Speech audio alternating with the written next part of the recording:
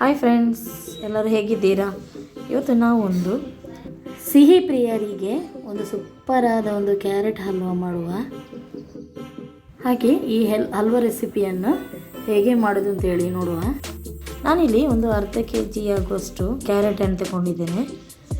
ಕ್ಲೀನಾಗಿ ತೊಳೆದು ಇದನ್ನು ತುರಿಯಬೇಕು. ಹೀಗೆ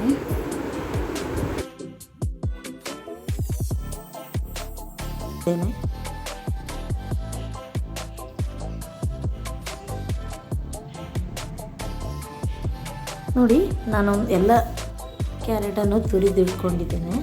ನಾನಿಲ್ಲಿ ಒಂದು ಬಾಣಲೆಗೆ ಒಂದು 3 ಸ್ಪೂನಿನಷ್ಟು ತುಪ್ಪ,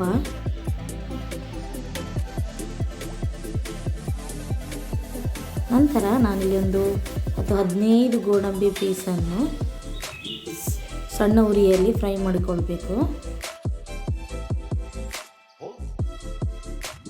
ನಂತರ ಒಂದು ಅರ್ಧ ಫ್ರೈ ಆದ ನಂತರ ಒಂದು 15 ಒಣ ದ್ರಾಕ್ಷಿಯನ್ನು ಹಾಕ್ಕೊಂಡು ಸ್ವಲ್ಪ ಫ್ರೈ ಮಾಡಿ ನಂತರ ಸಪ್ರೇಟಾಗಿ ತೆಗೆದುಕೊಳ್ಬೇಕು.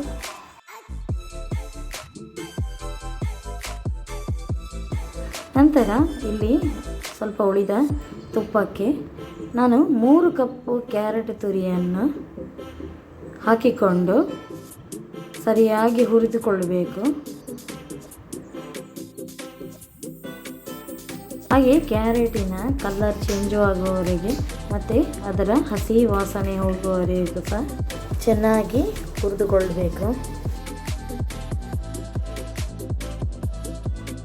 ಕ್ಯಾರೆಟ್ ಚೆಂದ ಹುರಿದ ಮೇಲೆ ನಾನಿಲ್ಲಿ ಒಂದು 3/4 ಕಪ್ಪಿನಷ್ಟು ಹಾಲು ಹಾಕಿಕೊಳ್ತಿದ್ದೇನೆ.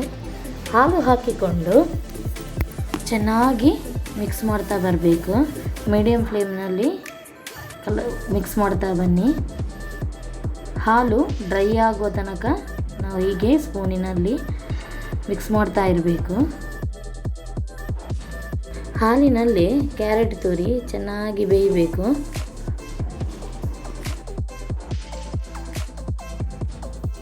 ಇಲ್ಲಿ ಹಾಲೆಲ್ಲ ಡ್ರೈ ಆದ ನಂತರ ನಾನೊಂದು 3 ಕಪ್ ಕ್ಯಾರೆಟ್ ತುರಿಗೆ 1.5 ಕಪ್ ಸಕ್ಕರೆಯನ್ನು ಮಿಕ್ಸ್ ಮಾಡ್ತಿದ್ದೇನೆ. ಸಕ್ಕರೆ ಹಾಕಿದ ನಂತರ ಸರಿಯಾಗಿ ಮಿಕ್ಸ್ ಮಾಡಿಕೊಳ್ಬೇಕು. ಹಾಗೆ ಕೈ ಬಿಡಬೇಡಿ, ಇಲ್ಲದಿದ್ದರೆ ತಾಳ ಹಿಡಿತದೆ. ನೋಡಿ, ನಾವು ಮಿಕ್ಸ್ ಮಾಡಿದಾಗೇನೆ ಸಕ್ಕರೆ ನೀರಾಗ್ತಾ ಉಂಟು.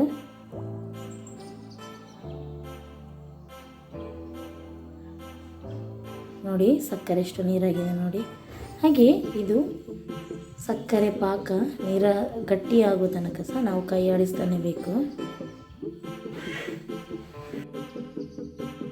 ಇದು ಗಟ್ಟಿಯಾಗ್ತಾ ಬರ್ತಾ ಇದೆ.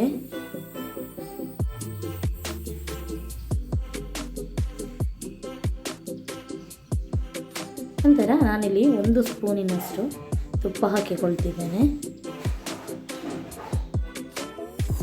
ಎಷ್ಟು ಒಳ್ಳೆ ಪಾಕ ಬಂದಿದೆ ನೋಡಿ. ಇಷ್ಟು ಪಾಕ ಬಂದರೆ ನಮಗೆ ಸಾಕಾಗ್ತದೆ. ತುಂಬ ಗಟ್ಟಿ ಸಹ ಆಗಬಾರ್ದು. ಗಟ್ಟಿಯಾದರೆ ತಣ್ಣಗಾದ ಮೇಲೆ ಅದು ಮತ್ತೆ ಸಹ ತುಂಬ ಗಟ್ಟಿ ಆಗ್ತದೆ. ಹಾಗಾಗಿ ಇಷ್ಟು ನನಗೆ ಪಾಕ ಬಂದರೆ ಸಾಕು.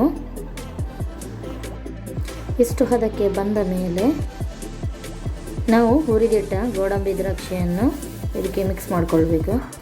ಹೈ ಫ್ಲೇಮಲ್ಲಿ ಇಟ್ಕೊಳ್ಳಿಕ್ಕಿಲ್ಲ, ಹಾಗೆ ಲೋ ಫ್ಲೇಮಲ್ಲಿ ಇಟ್ಕೊಂಡು ನಿಧಾನವಾಗಿ ನಾವು ಮಿಕ್ಸ್ ಮಾಡ್ತಾ ಇರಬೇಕು. ಹೈ ಫ್ಲೇಮಲ್ಲಿಟ್ಟರೆ ತಳ ಹಿಡಿಯುತ್ತದೆ.